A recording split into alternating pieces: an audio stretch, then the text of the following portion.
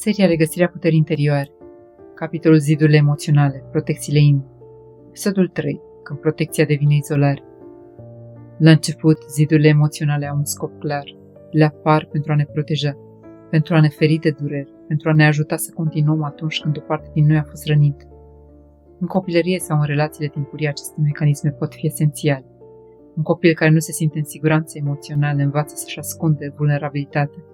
Un adolescent care a fost respins poate învăța să nu-și mai arate nevoile. Un adult care a trecut prin relații dureroase poate învăța să-și protejeze inima prin distanță. În toate aceste cazuri, zidurile au o funcție importantă. Le creează un spațiu în care putem continua să trăim fără să fim copleșiți de durere. Dar există un moment în care aceste mecanisme încep să-și piardă rolul inițial. Pentru că zidurile care ne protejează de suferință pot ajunge să ne protejeze și de conexiuni. Și fără să ne dăm seama, protecția începe să se transforme în izolare. Izolarea nu înseamnă neapărat singurătate fizică. Mulți oameni sunt înconjurați de prieteni, colegi sau parteneri și totuși simt o distanță interioară greu de explicat. Este ca și cum o parte din ei rămâne mereu în spate, observând, analizând, controlând, fără să se lase văzută complet. Această distanță apare atunci când protecția devine automată, când inima nu mai evaluează fiecare situație nouă, ci reacționează din memorie, din experiențe vechi, din răni care încă nu au fost complet integrate. În astfel de momente, chiar și relațiile sigure pot activa reflexul retragerii, nu pentru că acea relație este periculoasă, ci pentru că apropierea însăși a devenit asociată cu riscul. Aici apare unul dintre cele mai subtile paradoxuri ale vieții emoționale.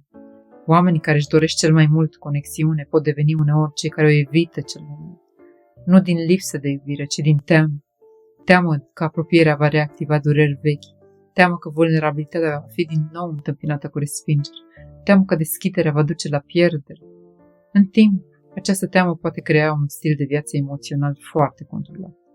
Relațiile sunt menținute la o anumită distanță, conversațiile rămân în zone sigure.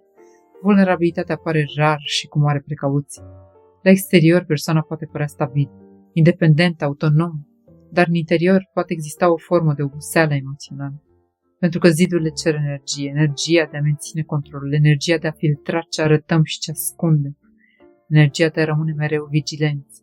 Conștientizarea acestui proces nu este menită să ne facă să ne judecăm. Zidurile au avut cândva un rol important. Ele ne-au ajutat să supraviețuim emoțional. Dar maturizarea emoțională aduce o întrebare nouă. Este această protecție încă necesară? Sau a devenit o formă de distanță care ne separă de ceea ce ne dorim cu adevărat?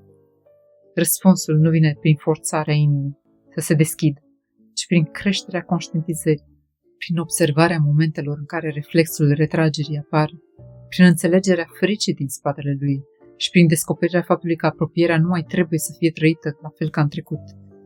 Pentru că între timp ceva s-a schimbat, ai crescut, ai învățat, ai dobândit discernământ, iar acest discernământ poate deveni noua formă de protecție, nu ziduri, ci capacitatea de a recunoaște relațiile care sunt sigure, capacitatea de a rămâne prezent chiar și atunci când apare vulnerabilitatea, capacitatea de a permite inimii să respire.